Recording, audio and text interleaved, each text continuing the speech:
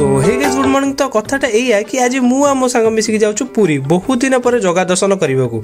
आ गल्ला बेले मां बाट मंगला को दर्शन करी सीधा बाहरिलु समुद्र अभिमुखे।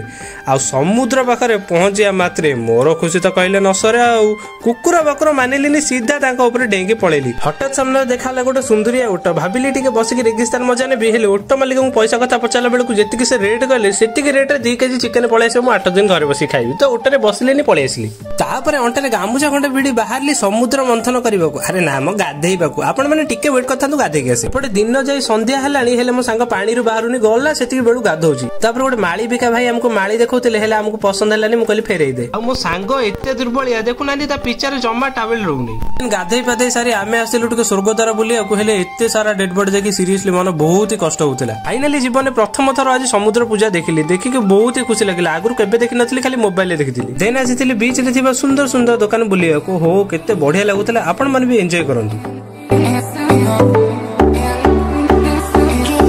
बुल्लू बुल्लू आखि सामने पड़ता छेना खाइबा को भारी इच्छा तो गोटे आनी खाइली। आ पूरी बीच आसिकी झालमुड़ी न खाइले कोन हबो। तापर गोटे झालमुड़ी आनी भी टेस्ट करथिली। आ फाइनली एते सब ऊपर अपेक्षा अंत घटला। आ फाइनली मो जगा दर्शन करदेली। हा कि मन शांति देखिकी पूरा मन पूरी जाउ थाए।